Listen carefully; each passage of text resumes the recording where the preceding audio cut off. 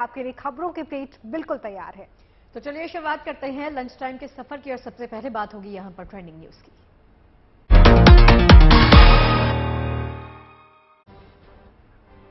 Germany में आज PM Modi G7 सम्मेलन को संबोधित करने वाले हैं। अलग अलग देशों के नेताओं के साथ द्विपक्षीय वार्ता और मंथन किया जाएगा। महाराष्ट्र की सियासी लड़ाई अब बनी कानूनी लड़ाई, सुप्रीम कोर्ट में थोड़ी ही देर में होगी सुनवाई। बागियों को संजय राउत की फिर चेतावनी, कहा हम रोड और फ्लोर दोनों टेस्ट के लिए तैयार। राष्ट्रपति पद के लिए विपक्ष के उम्मीदवार यशवंत सिन्हा का आज नामांकन, एनडीए के द्रौपदी मुर्मू से है मुकाबला। मां बनने वाली हैं आलिया भट्ट, रणबीर के साथ हॉस्पिटल की एक तस्वीर शेयर कर आलिया ने ऐलान किया, हमारा बच्चा जल्द आ रहा है। और चलिए लंच टाइम की शुरुआत करते हैं। जैसा कि हम जानते हैं कि असम में इस वक्त किस तरह से जिंदगी अस्त व्यस्त हो गई है। मिशन जिंदगी वहां पर लगातार जारी है, उसकी जंग से लोग दो चार हो रहे हैं और कई जिले जो हैं वो सैलाब की चपेट में भी आ गए हैं।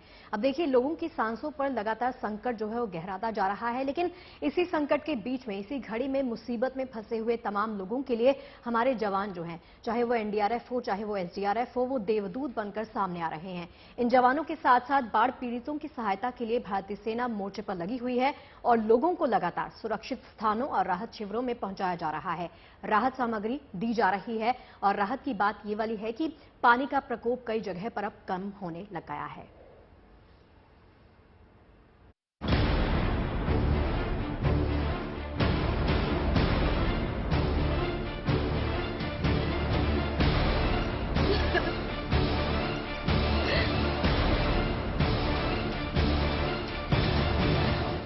जिंदगी जब पानी से पनाह मांग रही हो, उम्मीद भरी निगाहें आसमान में आसरा ढूंढ रही हो, तो कभी पानी में दूर तलक राहत दलों की राह देख रही हो।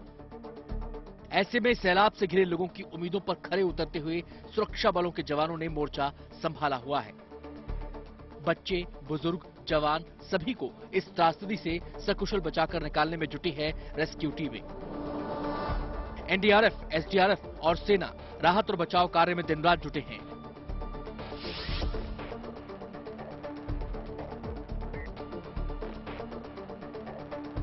तस्वीरें असम के कछार जिले की हैं, जहां पानी के प्रकोप ने पीने के पानी की किल्लत पैदा कर दी है। दाने दाने को मोहताज हो गए हैं लोग। ऐसे में सेना के जवान मसीहा बनकर लोगों की मदद कर रहे हैं। कछार के मासिमपुर में एनडीआरएफ के जवानों को भी पहुंचने में मुश्किल हो रही थी, जिसके बाद सेना ने अपने जवानों को लोगों की मदद के लिए उतार दिया। राहत सामग्री के साथ जवान हर घर तक पहुंच रहे हैं, खाने के पैकेट दिए जा रहे हैं, पानी की बोतलें दी जा रही हैं। ये तस्वीरें दिखाती हैं कि जंग के मैदान में दुश्मनों के दांत खट्टे करने वाली भारतीय सेना आपदा में किस तरह देवदूत बन जाती है। जवानों को अपने बीच पाकर उनसे खाने पीने की चीजें मिलने पर लोगों ने राहत की सांस ली है। लोग सेना की तारीफ के पुल बांध रहे हैं।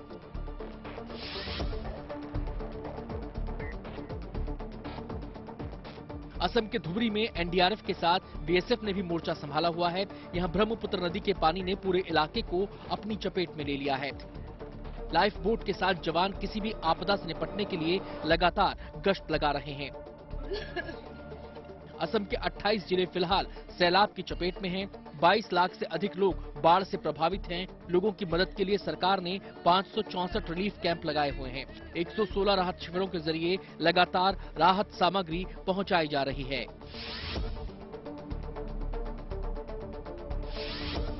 सैलाब से सबसे ज्यादा प्रभावित असम का बारपेटा जिला हुआ है। बारपेटा में 7 लाख लोग बाढ़ की विभीषिका झेल रहे हैं। इसके बाद नागांव का नंबर आता है, जहां 5 लाख से ज्यादा लोग प्रभावित हुए हैं। वहीं कछार में 3.25 लाख के करीब लोग बाढ़ की मार झेल रहे हैं। इस कुदरती आपदा के बीच रेस्क्यू टीमें पूरी शिद्दत के साथ लोगों की सहायता में जुटी हैं। नौगांव, करीमगंज, बारपेटा, कछार, दर्रांग और मोरीगांव में रेस्क्यू ऑपरेशन जारी है।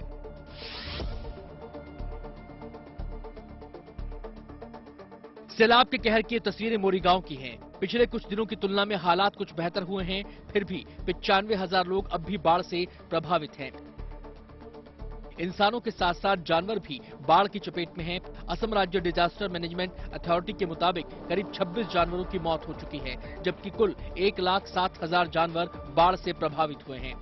Bureau report, good news today. तो असम की तस्वीरें आपने देखी कि कितनी भयानक ये तस्वीरें हैं और ऐसे में इन हालातों को सुधारने के लिए असम में इस वक्त हर तरफ से मोर्चा संभाले हुए सेना नजर आ रही है। प्रशासन भी अपने स्तर पर इस वक्त काम करता हुआ नजर आ रहा है। जरूरतमंद लोगों तक तेजी से राहत सामग्री पहुंचाई जा रही है। सेना भी यहां पर राहत बचाव कार्य में लगी हुई है। तो वहीं खुद मुख्यमंत्री हेमंता बिस्वा शर्मा भी लगातार प्रभावित इलाकों का दौरा कर रहे हैं, लोगों से बात कर रहे हैं। देखिए।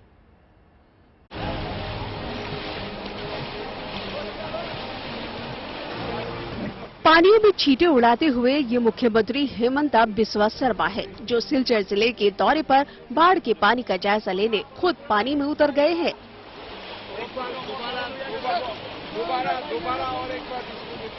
उनके साथ चल रहा अमला भी पानी में जूझते हुए लोगों की रोजमर्रा की जिंदगी को पानी के साथ बहते हुए देख रहा है।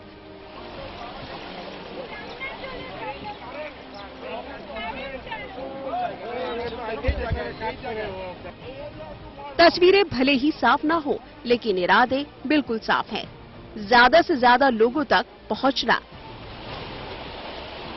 मुख्यमंत्री हेमंता इस दौरान लोगों से मिल भी रहे हैं, उनकी समस्याओं को सुन भी रहे हैं और अफसरों को जरूरी निर्देश भी दे रहे हैं।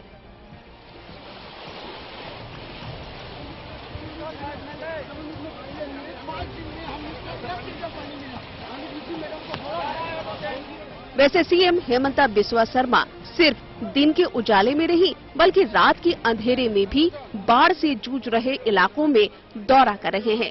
वो रात में हाजो इलाके में भी नाव की सवारी करते देखे जा रहे हैं।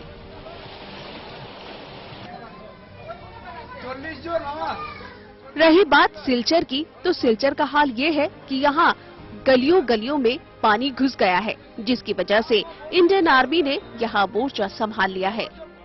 सेना के अफसर के साथ चलने वाली टुकड़ी लोगों को राहत सामग्री पहुंचा रही है, जिसमें पानी से लेकर खाने पीने की चीजें शामिल है। लोगों तक मदद पहुंचाने के लिए सेना के ये जवान पानी में उतरने और इमारतों पर चढ़ने से भी गुरेज नहीं कर रहे हैं। मकसद है जरूरतमंद लोगों तक ज्यादा से ज्यादा मदद पहुंचाना। सिर्फ सीएम और सेना ही नहीं, बल्कि डिप्टी कमिश्नर की सिलचर के दौरे कर रही है। नाव से वो जिले का हाल देखने निकल पड़ी है। बकौल डिप्टी कमिश्नर कीर्ति जल्ली जिन गलियों में मदद के दूसरे साधन नहीं पहुंच रहे हैं, वहां लोगों तक राहत पहुंचाने के लिए हाईटेक तरीके इस्तेमाल किए जा रहे हैं। हम आज ट्रायल ड्रॉपिंग कर रहे हैं ड्रोन से। अभी भी बोट्स जो नैरो गलियों में, पतली गलियों में जो नहीं पहुंच पा रहे एंड जिसमें एयरफोर्स भी नहीं पहुंच पा रहा है, उनमें ड्रोन की कोशिश किया जा रहा है। नेचुरली टाइम लगता है शॉटिंग करने के लिए, but we are very happy कि ये सक्सेसफुल हुआ है एंड इसको एक्सपेंड करने के लिए अभी हम एक्सप्लोर करेंगे। ये तस्वीरें करीमगंज की है, जहां बाढ़ के पानी ने न केवल रास्तों पर बल्कि लोगों के घरों पर भी कब्जा कर लिया है।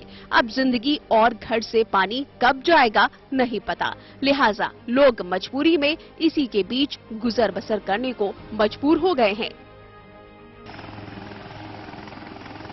बाढ़ के ऐसे हालात को देखते हुए सिर्फ इंडियन आर्मी ही नहीं, बल्कि एयरफोर्स को भी असम और मेघालय जैसे इलाकों में मोर्चे पर लगा दिया गया है, जो इन इलाकों के लिए राहत सामग्री सप्लाई करने में जुटी हुई है।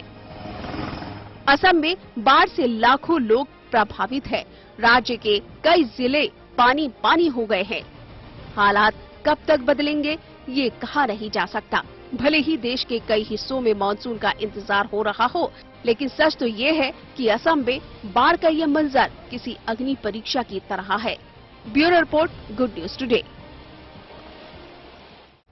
और चलिए अब आपको एक अहम खबर दिखाते हैं। खबर दरअसल आई है उत्तराखंड से सामने, जहां पर ग्लोबल वार्मिंग का असर गोमुख पर देखा जा रहा है। यहां की यात्रा करने वाले गढ़वाल विश्वविद्यालय के प्रोफेसर ने ये बताया है कि न केवल यहां तक पहुंचने का रास्ता बदलने लग गया है, बल्कि कई और बड़े बदलाव भी देखने को मिल रहे हैं।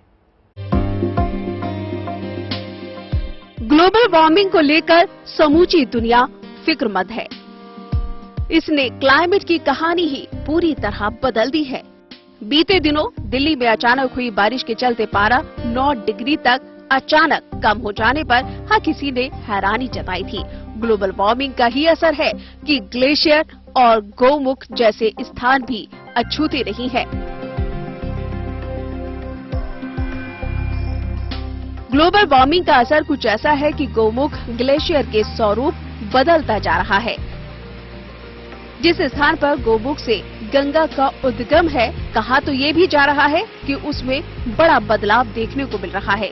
मान्यता है कि ये वो जगह है जहां गाय के मुख की आकृति बनी होती है, जिससे गंगा जी निकलती है। इस परिवर्तन की गवाही दे रहे हैं गढ़वाल यूनिवर्सिटी के assistant professor doctor Kapil Panwar, जो अपने दोस्तों के साथ गौमुख की तरफ यात्रा करने निकले थे, जिनके मुताबिक गौमुख के बदलाव से पहले ही यात्रा के रूट में हो रहे बदलाव बताते हैं कि किस तरह कुदरत पर ग्लोबल वार्मिंग की मार महसूस की जा सकती है। एक लंबे समय बाद जब यहाँ पर आया हूँ तो साफ तौर से देखा जा सकता है कि ग्लेशियर काफी बड़ी मात्रा में पिघला है। पहले जो रास्ता था भोजवासा होकर और हम बाईं तरफ से ही गौमुख के दर्शन करते थे, वो पूरी तरह से बदल गया है। ग्लेशियर पिघलने की वजह से हालात ये हो चुके हैं कि गौमुख का रास्ता ही बदल चुका है। पहले जिस रास्ते से गौमुख तक लोग पहुंच रहे थे, अब एक बार फिर उसी रास्ते को चुनना पड़ रहा है, क्योंकि बीते 2 बरस में यहाँ मौजूद झील के टूटने से भोजवासा के आगे करीब 3 किलोमीटर का रास्ता गायब हो चुका है। बता रहे हैं कि पिछले 2 साल पहले एक झील कोई फटी थी और उसके बाद पूरा रास्ता तबाह हुआ था। तो एक नए बदलते हुए स्वरूप में गौमुख हम देख रहे हैं, लेकिन एक दुख इस बात का होता है कि लगातार गौमुख ग्लेशियर है वो पिघल रहा है। पानी भी अब लोगों को डराता है, तभी तो पहले जिस गौमुख तक लोग पैदल जाते थे, अब वहाँ पैदल जाना मुमकिन नहीं रहा। लोग ट्रॉलियों से सफर करने को मजबूर हो चुके हैं और अब दूरी भी पहले से ज्यादा बढ़ गई है। वैसे इस समस्या पर सिर्फ उत्तराखंड आने वालों को ही नहीं, देश और दुनिया के किसी कोने में बैठे लोगों को चिंता करनी होगी। समझना होगा ग्लोबल वार्मिंग के दुष्प्रभावों को, इसके जिम्मेदार तत्वों को, और फिर करना होगा इनके समाधान पर अमल। उत्तरकाशी से ओंकार बहुगुणा की रिपोर्ट, good news today. Himachal Pradesh के सोलन में माता शूलिनी के मेले का भव्य आयोजन किया गया है। कोरोना का असर कम होने के चलते मेले में खूब रौनक देखने के लिए मिल रही है। दूर दूर से भक्त यहां पर पहुंच रहे हैं और माता की शोभा यात्रा के दर्शन के साथ ही खरीदारी का भी आनंद उठा रहे हैं। देखिए आप भी तस्वीरें। गीत, संगीत और नृत्य का उत्साह। शोभा यात्रा में लगते जयकारे,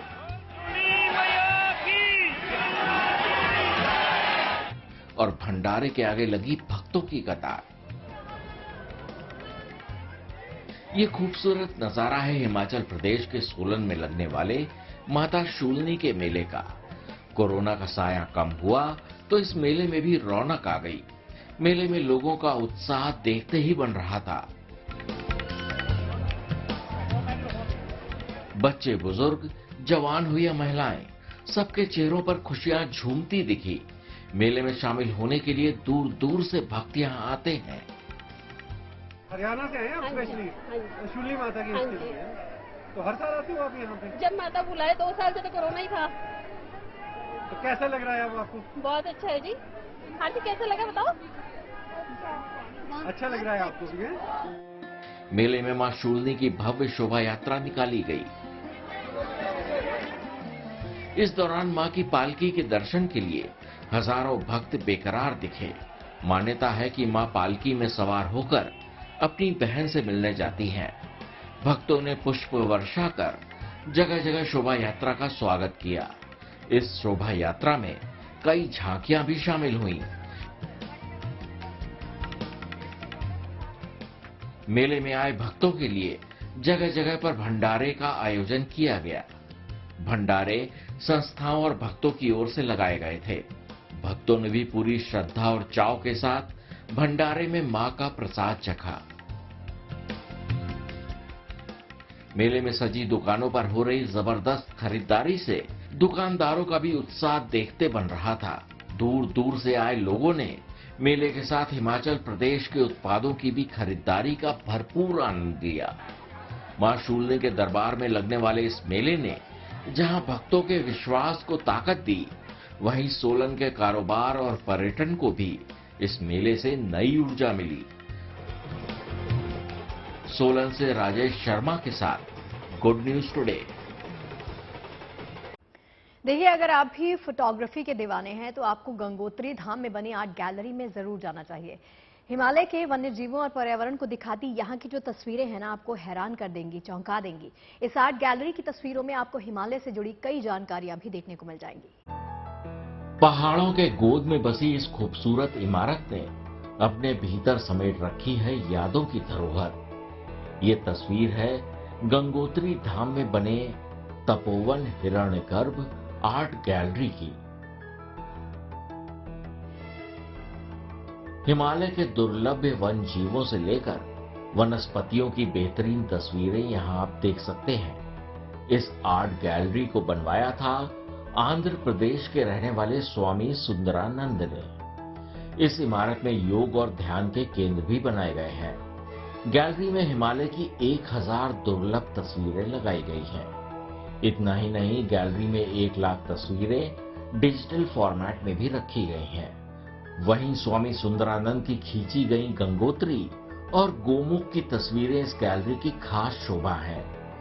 आर्ट के दीवानों के साथ फोटोग्राफी में शोध कर रहे छात्रों के लिए ये गैलरी काफी अहमियत रखती है। दूर दूर से आए शोधार्थियों को यहाँ काफी सीखने को मिलता है।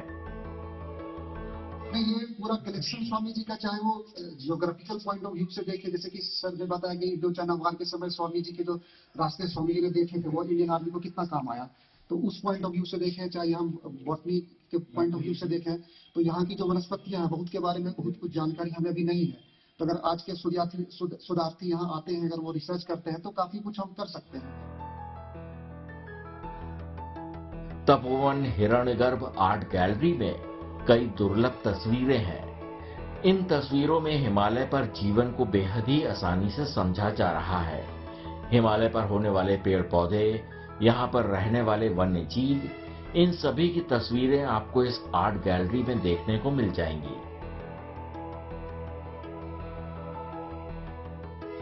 ये आर्ट गैलरी कला प्रेमियों के लिए एक बड़ी सौगात है। इसके साथ ही हिमालय के रहस्य और खूबसूरती को भी यहाँ पर संजोया गया है। हर कला प्रेमी को यहाँ एक बार जरूर आना चाहिए। उत्तरकाशी से ओंकार बहुगुणा के साथ गुड न्यूज टुडे। हरियाणा के गुरुग्राम के एक नन्हे पर्वतारोही ने एक बड़ा कमाल कर दिया है। उसने माउंट एवरेस्ट के बेस पर जाकर तिरंगा फहराया है। सबसे बड़ी बात यह है कि ये कारनामा महज 3.5 साल की उम्र में उन्होंने किया है। देखिए, महज 3 साल 7 महीने की उम्र, लेकिन हौसले चट्टानी। इस कदर की ये नन्हा वीर चोटियों को चढ़ने से भी गुरेज नहीं करता। हिम्मत इतनी कि इसी उम्र में माउंट एवरेस्ट के बेस कैंप तक पहुंच गया और तिरंगा फहरा कर ही उतरा। तभी तो इस बच्चे की उपलब्धि पर अब न केवल देश गर्व कर रहा है, बल्कि हरियाणा भी। खुद सीएम मनोहर लाल खट्टर हेयंश नाम के इस बच्चे से मिले। शाबाशी भी दी। हेयंश गुरुग्राम के बाबरा बंकीपुर गांव में अपने पिता मंजीत कुमार और मां के साथ रहता है।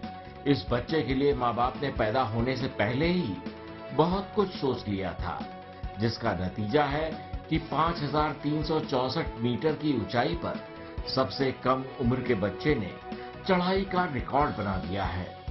हालांकि इस चढ़ाई से पहले हेयांश ने हिमाचल में एक औपचारिक ट्रेनिंग भी ली थी और इसके बाद 23 अप्रैल 2022 को अपनी यात्रा शुरू की। इससे पहले ये रिकॉर्ड जिस बच्चे के नाम पर था, उसकी उम्र 4 साल 4 महीने की रही है। हेयांश कुमार 3 साल 7 महीने 27 दिन में माउंट एवरेस्ट बेस कैंप तक पहुंचा है, जिसकी ऊंचाई 5364 मीटर है समुद्र तल से। और अभी ये यंगेस्ट पर्सन है। इससे कम उम्र का कोई और बच्चा नहीं गया। इसकी तैयारी हिमाचल में हुई सारी, करेरी में। हेयांश के खाने पीने का खास ख्याल हमेशा से रखा जा रहा था। इसे शुद्ध खाना, शुद्ध माहौल देने की कोशिश घर वालों की तरफ से की जा रही है। यही वजह है कि ये बच्चा रोजाना अभी कई किलोमीटर तक पैदल चलता है। घर में हमने जो देसी गाय है हरियाणवी, उसका दूध, घी, दही ऐसा उसका प्रयोग किया। और डाइट की बात मैं करूं, जिससे कि हम ऑर्गेनिक खेती पैदावार करते हैं, इसका शारीरिक सिस्टम ठीक रहे, उसके लिए हम प्रतिदिन मिनिमम, हमारे पास उस दिन समय नहीं होता तो हम 4 किलोमीटर तो इसको चलाते हैं, अन्यथा 14 किलोमीटर तक ये मैक्सिमम पर डे चलता है।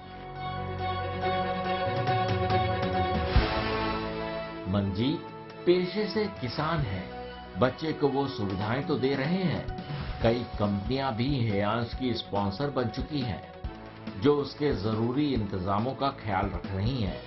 पिता के मुताबिक कोविड के चलते थोड़ी परेशानियां तो हुई, जिसमें हेयांश का पॉजिटिव हो जाना भी है, जिसकी वजह से ये रिकॉर्ड लेट से बना, वरना ये 2.5 साल की उम्र में मुमकिन हो जाता।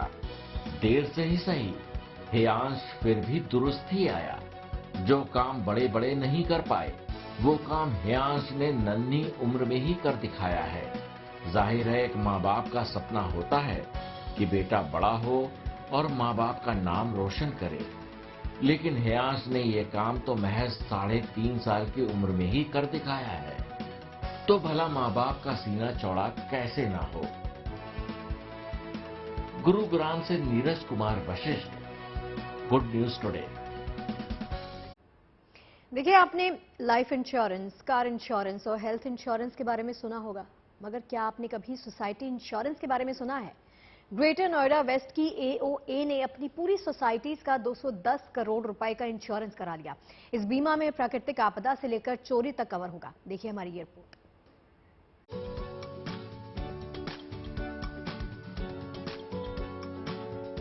मुसीबत कब, कहां से, किसके रास्ते आपके घर तक आ जाए, ये कोई नहीं जानता।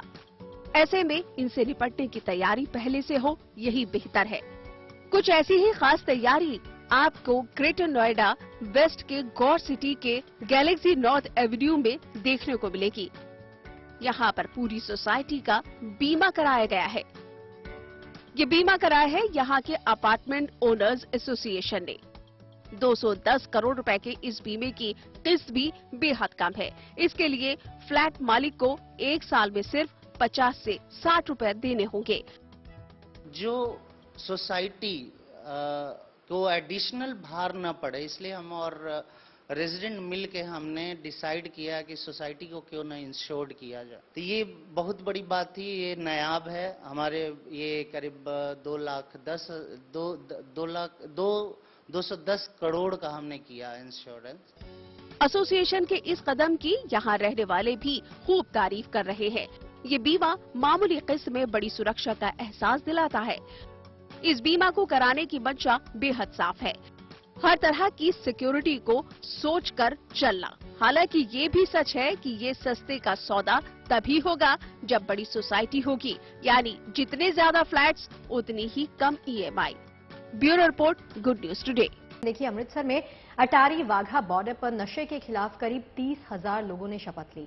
सबने एक साथ नशे को ना और जिंदगी को हाँ कहा। युवाओं को नशे के खिलाफ शपथ दिलवाकर जहां जिम्मेदार बनाने की पहल की गई, तो वहीं अटारी वाघा बॉर्डर पर दुश्मनों को संदेश दिया गया कि उनकी ड्रग की साजिश यहां पर कामयाब नहीं होगी।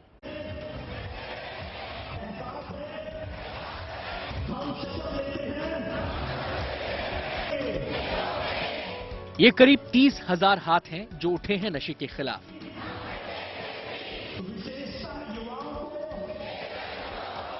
नशे के खिलाफ अटारी बॉर्डर पर ये 30,000 लोग एक सुर में नशे को ना और जिंदगी को हाँ बोल रहे हैं। ये पहला मौका है जब देश में इतने सारे लोगों ने एक साथ बॉर्डर पर नशे से दूर रहने की शपथ ली। मौका था अटारी बॉर्डर पर इंटरनेशनल एंटी ड्रग डे के मौके पर नशे से आजादी पखवाड़े के तहत हुए एक समागम का, जिसे नारकोटिक्स कंट्रोल ब्यूरो की पहल पर आयोजित किया गया। नशे की रोकथाम के लिए युवाओं को आगे लाने के उद्देश्य से कार्यक्रम किया गया, ताकि युवा खुद नशे के खिलाफ अपनी जिम्मेदारी समझें। यहाँ पे मौजूद 15 से 20,000 दर्शकों के साथ मिलके शपथ ली कि नशे का इस्तेमाल नहीं करेंगे और इस संघर्ष में जो भी सीमा पार बैठे दुश्मन हैं, जो देश को खोखला कर रहे हैं नशे की खेप पहुंचाकर, उनसे इस लड़ाई में कंधे से कंधा मिलाकर साथ देंगे। ये कार्यक्रम अटारी बॉर्डर पर जिस जगह बीएसएफ की रिट्रीट सेरेमनी होती है उसी जगह पर हुआ। बीएसएफ पंजाब फ्रंटियर के आईजी आसिफ जलाल भी इस मौके पर मौजूद रहे। उन्होंने कहा कि बीएसएफ हमेशा से इस लड़ाई के खिलाफ वचनबद्ध रही है। बीएसएफ वचनबद्ध है और पूरे डेडिकेशन से, पूरे मेहनत से हमारे जवान, हमारे ऑफिसर्स इसके खिलाफ काम कर रहे हैं और पूरी तरह से देश के साथ, एनसीबी के साथ बीएसएफ खड़ी है। इस समारोह में रंगारंग कार्यक्रमों के जरिए भी नशे के खिलाफ संदेश देने की कोशिश की गई। पंजाब में वैसे ही नशे का मामला संवेदनशील है। ऐसे में युवाओं से नशे को ना कहने की शपथ दिलाने से उम्मीद बनती है कि देश का युवा नशे के खिलाफ अब जिम्मेदार बनेगा। Bureau report, good news today. और अब मध्य प्रदेश के उज्जैन आपको लिए चलते हैं, जहां से गुड न्यूज सामने आई है। उज्जैन की 21 साल की लड़की लक्षिका डागर ने त्रिस्तरीय पंचायत चुनाव जीता है। लक्षिका मध्य प्रदेश की सबसे कम उम्र की सरपंच बन गई है। सरपंच पद के लिए गांव की 8 महिला उम्मीदवारों के बीच मुकाबला था, जिसमें बाजी मारी लक्षिका ने।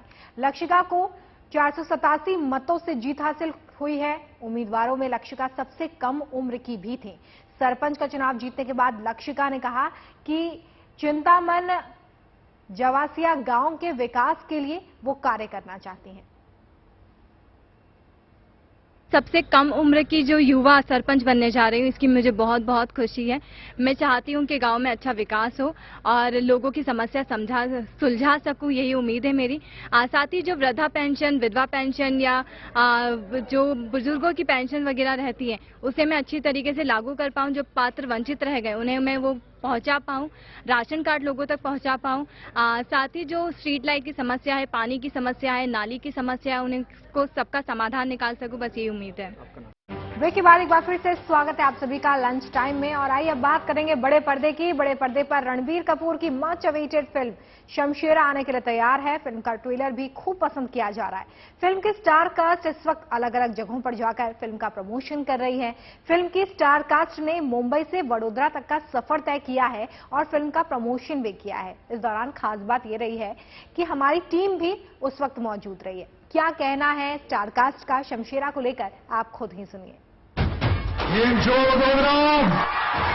इतना प्यार मैंने कभी लाइफ में देखा नहीं है, so thank you so much. Ranbir Kapoor की लेटेस्ट फिल्म शमशेरा का ट्रेलर लॉन्च हुआ मुंबई और बड़ौदा में। तो इस दौरान क्या क्या हुआ, कैसे फिल्मी सितारे बिताते हैं फैंस के साथ अपना लम्हा, कैसा होते हैं उनकी दिल की धड़कनें जब उनकी आने वाली फिल्म का ट्रेलर रिलीज होता है, ये सब जानने के लिए आज हम रणबीर कपूर, फिल्म शमशेरा के शमशेरा उर्फ बल्लू उर्फ रणबीर कपूर और उनके साथ वानी कपूर और उनके साथ संजय दत्त और फिल्म के निर्देशक करण मल्होत्रा के साथ पूरा एक दिन बिताएंगे। उनके साथ करेंगे उनके एरोप्लेन से लेकर गाड़ी में यात्रा, जानेंगे कि एक फिल्म के ट्रेलर रिलीज के दौरान कलाकारों को कितनी मेहनत करनी पड़ती है, किस तरह के उनके विचार होते हैं जब वो पब्लिक से मिलते हैं और कैसे वो रिएक्ट करते हैं अपने फैंस की दीवानगी को देखकर।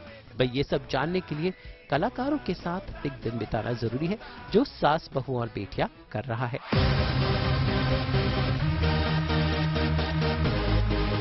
आज हम एक पूरा दिन शमशेरा की कास्ट के साथ बिताने वाले हैं। शमशेरा की कास्ट में रणबीर कपूर, वानी कपूर और उनके डायरेक्टर हैं, जो हमें यहाँ से वडोदरा ले जाएंगे। तो चलिए चलते हैं रणबीर कपूर के पास, जो मुंबई की कलीना एयरपोर्ट पे रेडी है बड़ौदा की फ्लाइट लेने के लिए। आइए मिलाते हैं अभी हम आपको पूरी टीम से। Hi Ranbir, hello, welcome welcome to. Thank you, welcome to Shamshera. Actually, you're a part of our gang today, so looking forward. How excited are you? Very excited. Like we were talking before this, that it's been 4 years, so ऐसा it feels like I've forgotten how to ride the cycle, but once you're on the cycle, फिर 2-3 कदम के बाद आ जाता है. So looking forward, and I'm looking forward to interacting with you and speaking about the film.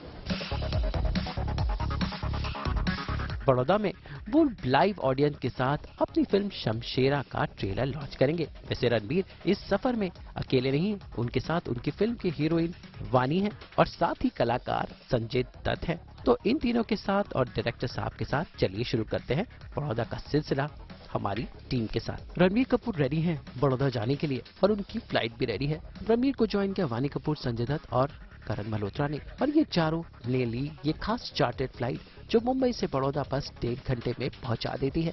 और इस chartered flight में हम भी बने खास मेहमान और हमने इनके साथ इनकी यात्रा पर एक नजर रखी। तो फ्लाइट में बैठते ही क्या होता है इनका पहला रिएक्शन, आइए रणबीर कपूर और शमशेरा की टीम से पूछते हैं। तो अब हम हैं फ्लाइट में सबके साथ, पूरी कास्ट है यहाँ पर। देखो मस्ती मजाक तो चल ही रहा है, आपको जैसे दिख रहा है। हम वानी से बात करते हैं पहले। हाय वानी। Hello. I'm doing good. I think we are hitting turbulence for 3 minutes.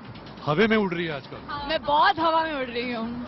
Ranbir के साथ, संजय सर के साथ, करण के साथ। I think we all are enjoying flying. We're really flying high.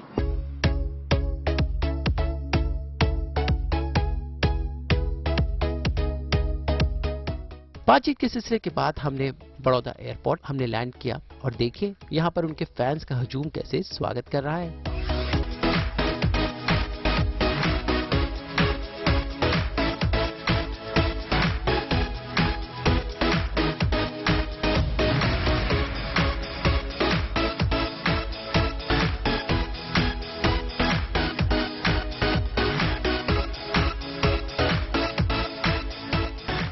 अब हम पहुंच गए हैं वडोदरा। अभी भी हम बस में चढ़े हैं। 20-25 मिनट के आसपास में हम पहुंच जाएंगे एवा मॉल और हमारे साथ पूरी टीम फुल एक्साइटेड है। अभी हमने सुना संजय सर को गुजराती में बात करते हुए। Sir please. हाँ मजामा गुजराती आवे છે મને। ओह लवली। बट ये पूछो रीजन कैसे है? हाँ अभी रीजन बता रहे थे। नहीं મારા બધા દોસ્ત પણ ગુજરાતી છે। ત્યાં પરેશભાઈ છે, એલેમાં પરેશભાઈ ગુજરાતી છે। और सर તો મને આવે છે। स्टोरी सुनाइए। हाँ स्टोरीज बताइए। कौन सी स्टोरी? शमशेरा की। मैं परेश का रोल इनके साथ किया ना संजू ने, वो परिया पे बेस्ड था। तो सर अभी हमने एयरपोर्ट पे भी देखा बहुत सारे फैंस आपको बुला रहे थे और आप मस्त हाय हेलो बोल रहे थे, तो उनके लिए कुछ बोलना चाहते हैं?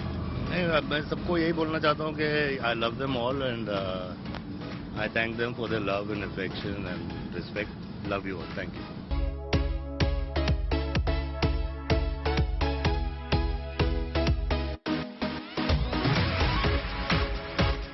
अब चलते हैं बड़ौदा के इस मॉल में जहां पर ढेरों फैंस आज अपने फेवरेट सितारों से मिलने को बेताब हैं।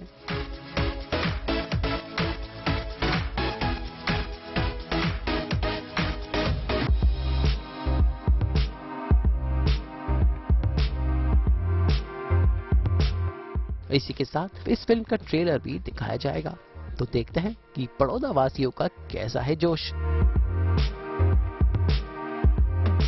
भाई इसके बाद खत्म हुई बड़ौदा यात्रा। वैसे बड़ौदा के बाद उन्हें और शहर भी जाना है। कैमरामैन राजेश रेवनकर के साथ अनीता ब्रिटो, ब्यूरो रिपोर्ट। और चलिए बात करते हैं। देखिए विपक्ष की तरफ से राष्ट्रपति पद के उम्मीदवार यशवंत सिन्हा ने सोमवार को अपना नामांकन पत्र दाखिल कर दिया। यशवंत सिन्हा ने संसद भवन में नामांकन दाखिल किया और इस दौरान उनके साथ आपको बता दें राहुल गांधी, सपा के अध्यक्ष अखिलेश यादव, एनसीपी के प्रमुख शरद पवार समेत विपक्ष के अन्य नेता भी मौजूद रहे। राष्ट्रपति पद के लिए यशवंत सिन्हा का मुकाबला जो है वो एनडीए की उम्मीदवार द्रौपदी मुर्मू के साथ हो रहा है। तो चलिए इसके साथ पहुंच गए हैं लंच टाइम के अंतिम पड़ाव पर, जहां पर आपको दिखाएंगे किसी महान शख्सियत की कही बातें। अरस्तु ने कहा है कि श्रेष्ठ होना कोई कार्य नहीं बल्कि हमारी आदत है जिन्हें हम बार बार कर सकते हैं।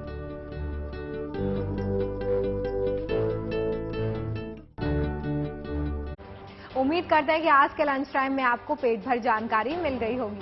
और चलिए इस वादे के साथ छोड़ जाते हैं कि मुलाकात कल होगी। अपना बहुत ख्याल रखिए, देखते रहिए गुड न्यूज टुडे। नमस्कार।